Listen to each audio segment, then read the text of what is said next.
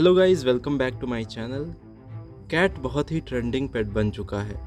Internet पे बाढ़ आ गई है कैट की क्यूट वीडियोस से।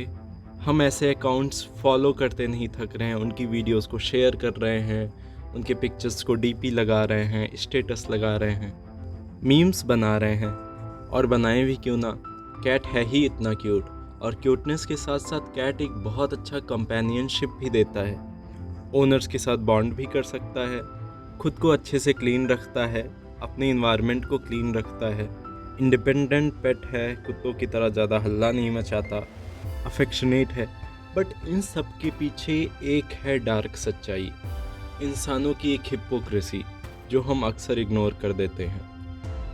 तो आज मैं उसी पॉइंट ऑफ व्यू को शेयर करने वाला हूँ कि मैं कैट क्यों नहीं पालना चाहता, या किसी को भी कैट पालने से पहले ज़रूर एक बार डबल थिंक करना चाहिए। मेरा पॉइंट ऑफ व्यू बहुत लोगों को ऑफेंड कर सकता है, तो इसको ज़रा पिंच ऑफ सॉल्ट के साथ लेना। तो आइए शुरू करते हैं। पहला प्रॉब्लम है कैट्स को रखने का। कैट एक ऑब्लिगेट कार्निवोर है, जिसका मतलब है कि मीट उनकी डाइट का एक एसेंशियल पार्ट होना ही चाहिए। उसके बिना उनको बहुत सारी प्रॉब्लम्स हो सकती हैं, वो ब्लाइंड हो सकती हैं, वो इवेंचुअली उनकी डेथ होगी जो कि काफ़ी पेनफुल होगी, क्योंकि मीट में कुछ ऐसे कंपाउंड होते हैं जो कैट्स को डायरेक्टली मिलते हैं और कैट की बॉडी उन्हें डायरेक्टली बना नहीं पाती है। तो प्रॉब्लम क्या है, खिला देते हैं उन्हें मीट, यही तो प्रॉब्लम है। एक जानवर को आप पाल रहे हो, उसे दूसरे जानवर को मार के खिला रहे हो, और वो कौन से जानवर हैं? चिकन, गोट, पिग्स, काउज, बफेलोज। ये इक्वली कैपेबल हैं एक बॉन्डिंग शेयर करने के लिए, ये इमोशनली उतना ही इंटेलिजेंट हैं।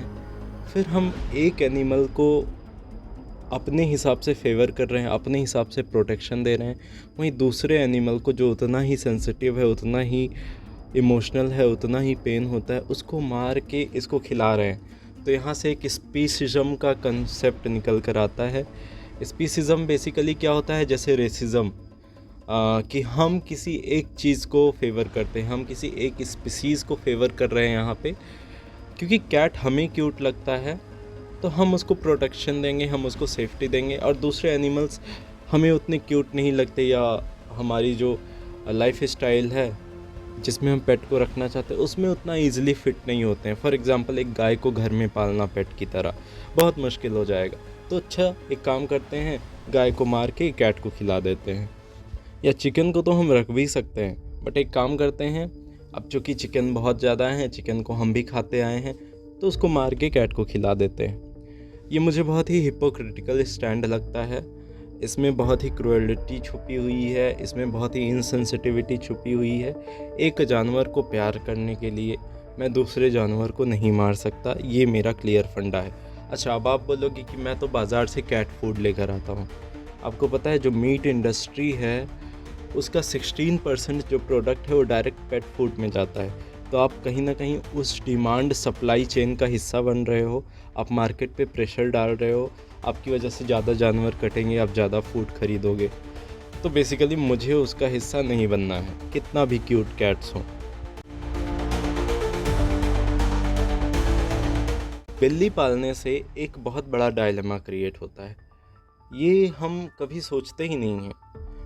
कभी आपने ऐसा सुना है कि बिल्ली पालना बिल्ली के लिए खुद नहीं अच्छा है?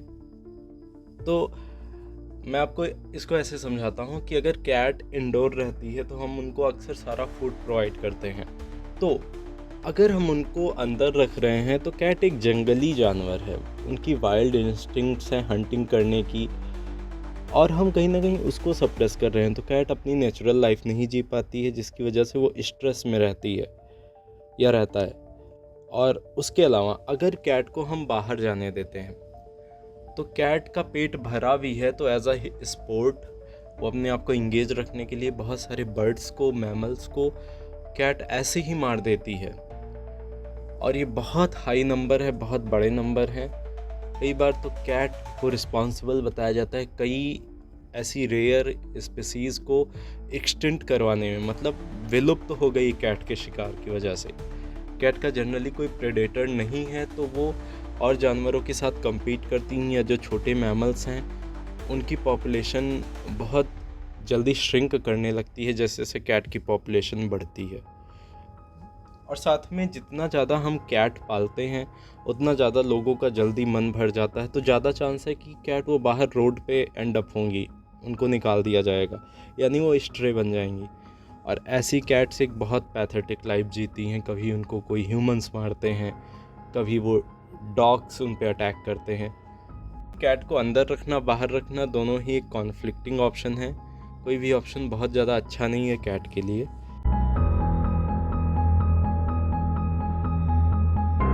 तो हमारे पास ऑप्शन क्या है?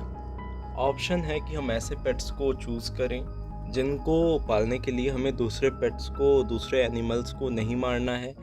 जैसे कि आपके पास कोई भी ऑप्शन हो सकते हैं, बर्ड्स के ऑप्शन हो सकते हैं, आपके पास रैबिट्स हो सकते हैं, गिनी पिग्स हो सकते हैं, इनफैक्ट डॉग वीगन डाइट पे सरवाइव कर सकते हैं।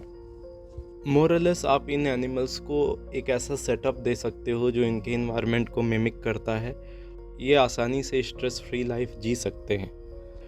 वैसे पेट को ब्रीडर्स से ख़रीदना is not a ethical thing, क्योंकि ब्रीडर्स अपने हिसाब से पेट्स को एक सामान की तरह यूज़ करके ब्रीड करवाता है। उनमें जेनेटिक दिक्कत हो सकती हैं, या मदर जैसे ही वो बच्चे देने लायक नहीं रह जाती उसे मार दिया जाता है, या उसको प्रेग्नेंट करने का तरीका या मेल से स्पर्म कलेक्ट करने का तरीका ऐसा बहुत ही क्रूएल है।